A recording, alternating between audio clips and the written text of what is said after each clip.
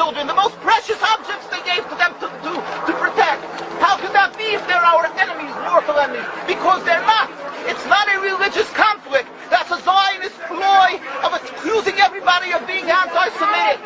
You want peace? You want to have a conference here of peace? Step back and look and read the facts. Not the facts that's been misconstrued by the Zionist propaganda. The facts that are realities.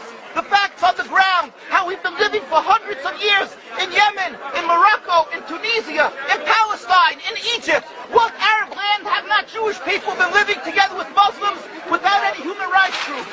Tell me what land the Jews did not live in harmony with the Muslims.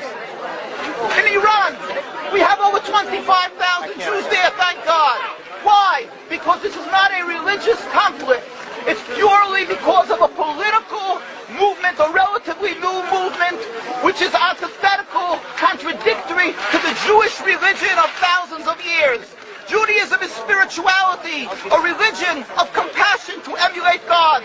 Zionism must be created 100 years ago by atheists, people who abhorred religion, who wanted to transform Judaism from religion to nationality, to a purely materialistic base, godless in its essence. That is not Judaism, and they have no right to use the name of Israel. They've usurped our name, they've stolen our symbols, and they've stolen our identity.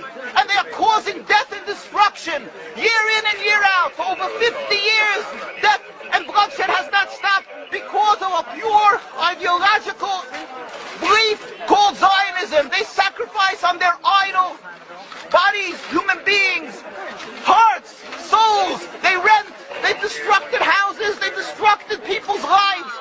What can we do about this? Let's step back and think. There is a solution with God's help. If we would put away the politics, then we could know that we've been living and coexisting together. We most profusely apologize to the Muslims, to the Arabs, what has been done to them. And then we can return. They make restitution for what has been done to them. And then we will be able to live in harmony. Not an Israeli state, a one Palestinian state. One state as we have been living for hundreds of years. There will be peace. And you will see that this 50 years has been a nightmare, a mirage, and nothing to do. Pure fear-mongering, that's what Zionism does. It's panic, going into a theater and yelling, fire, fire, that's what Zionists do. We've been living with the Muslims. We've been living, yes, Ahmadinejad keeps on stating that he does not want to harm the Jews, but the Zionists keep on antagonizing them. Of course you don't, because you have an agenda. You want to further Zionism. You want enemies. You want enemies in order to be able to say you're protecting the Jews. We don't want enemies. We want to live in peace. We have been always living in peace with the Muslims, and we will, with God's help, continue to live with them in peace. We implore the participants in this conference, read, step back, study the history truthfully, and see what the true Jewish voice is of hundreds of thousands of Jews who are still true to their religion, whether they're living in Jerusalem, whether they're living in New York. What do these Jews in Williamsburg section of Brooklyn, hundreds of thousands of Jews who are the most God-fearing in the community, why are they all opposed to the state of Israel? Why is that one Israeli flag in Williamsburg, Brooklyn? These are the most God-fearing religious Jews. Why don't they fly an Israeli flag? They have hospital help.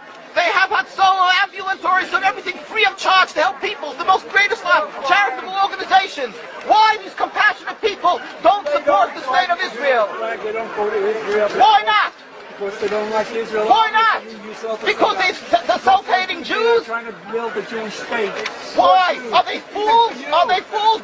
The reason is simply because they fear God. And I know why. You don't know why, and I know why. Because they're God-fearing. And God forbid us to have a state. We are in exile by God. We decree exile. And we are forbidden to oppress the people. We are forbidden to oppress the Palestinian people and steal their houses. That is what Judaism says. Thou shalt not steal. Thou shalt not kill. We have no right to the rule over the land of Palestine. This is what Judaism says, not what these robbers say. It's what the real Jews say. This is what Zionists are doing. Beating Jews,